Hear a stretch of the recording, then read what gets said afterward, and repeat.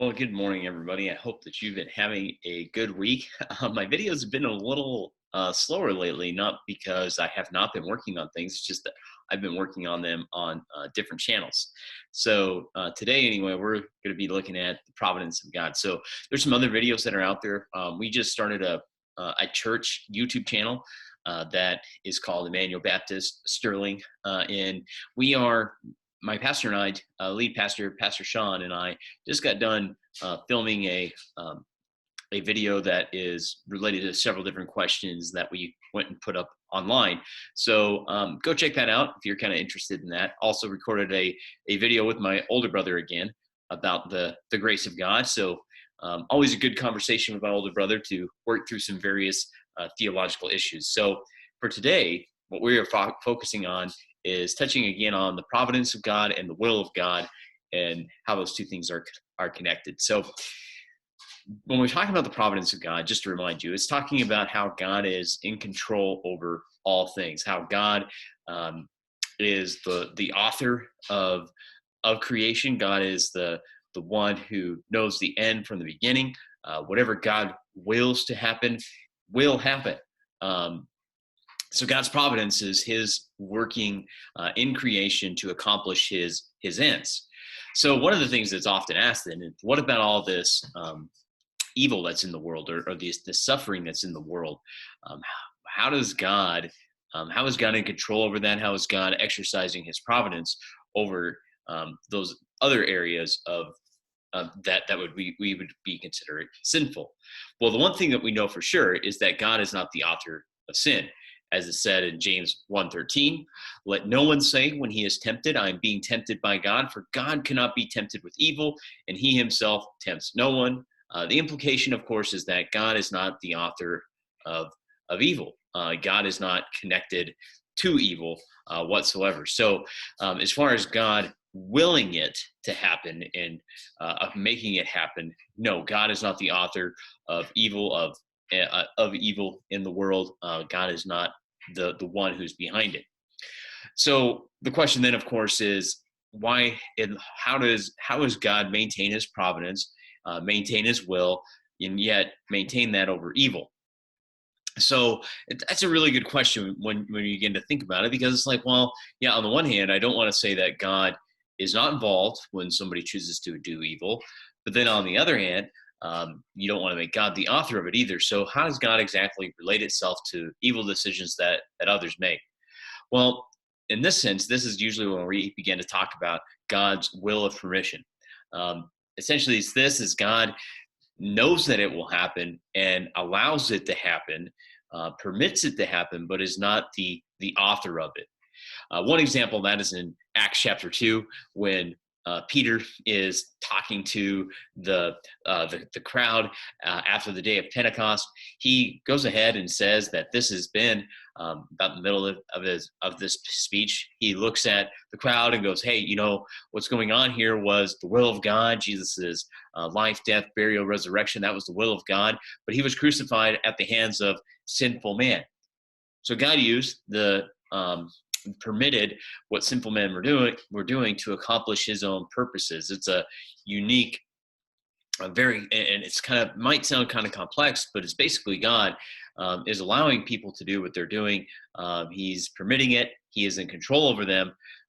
We are told elsewhere throughout Scripture that God is not the author of evil. God actually can turn the heart wherever it is that He wishes. So saying that God then is the author of evil is not biblical and is not true of the nature of God. Um, it says this in Psalm 37:23: "The steps of a good man are ordered by the Lord; He delights in His way."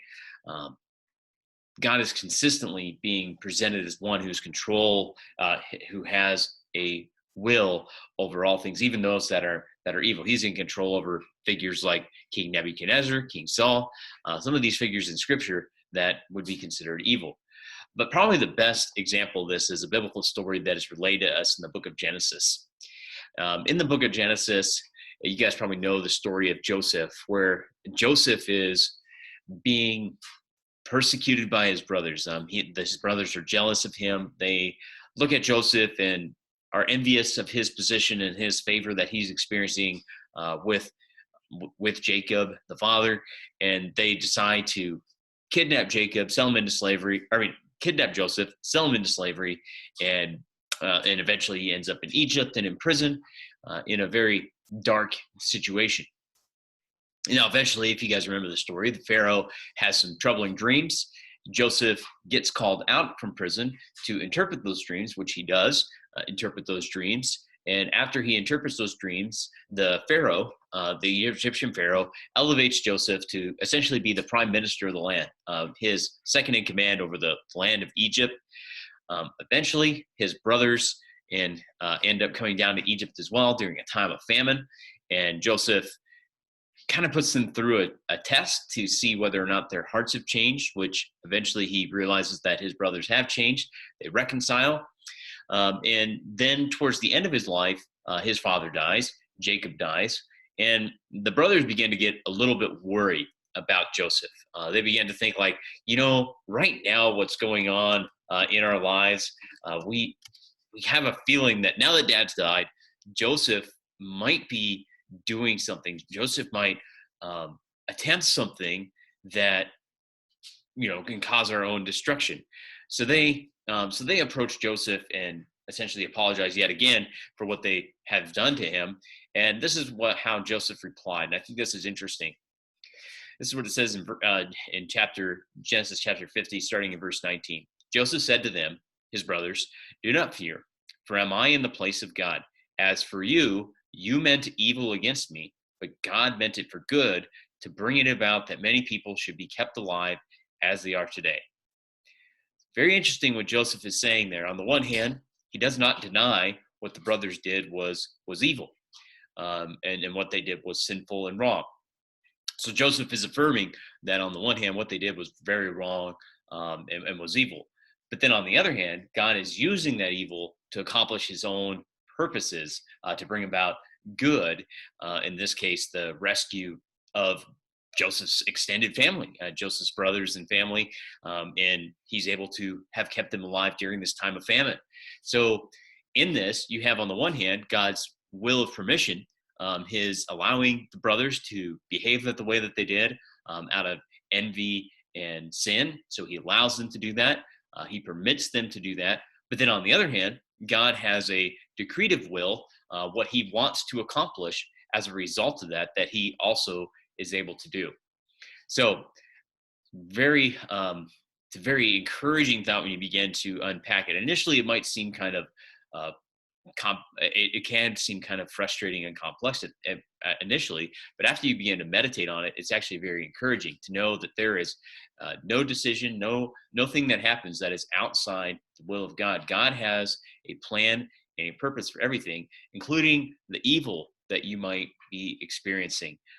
God may use it to bring about his purposes. So there's no stray molecule. There's no random decision that God is not informed of and has either allowed, permitted, or has decreed. Now, again, God does not decree evil. God is not the author of evil. So God is not the one who has authorized people to behave in an evil manner, but God allows it in his wisdom and his providence. Sometimes we may not know what God's reasons are, and he doesn't owe us an explanation either. We may not realize what God is doing behind it, but I think it's encouraging to know that God is in control over all things. His will be accomplished even in evil. And so God's will of permission, I think, is a good distinction to remember that, yes, there is evil in our world. God has allowed it in his wisdom and in his providence. There is no decision that he is not in control of. But yet, on the other hand, God's ultimate purposes will occur. He can even use evil to bring about good, as Joseph is recognizing there in his speech to the brothers. So, of course, we could talk much more about God's will of permission and how God could bring it about for good. We're going to start touching on the problem of evil here, and starting next week, we'll start kind of working through some different aspects of that. But for now, I want you to just begin to understand a little bit more of God's will, God's providence, how it is that He's in control of all things, including evil, and that He is, although He's not the author of it, He is in control of it. And it should encourage us as we go through our lives, realizing that there is no stray decision, there is no random molecule, that God is not in control of, that God is not ruling over. So I hope that this video encouraged you today as we kind of continue to think about who God is and how His character and how He works. And again, if you have any comments or questions, please leave those below. I'd love to answer those for you. And we will just keep kind of going on with these videos. And yeah, again, it's been encouraging to me at the very least to kind of think through these things and present them. So anyway, until next time, I hope you enjoy this video, and I hope to see you at the next one.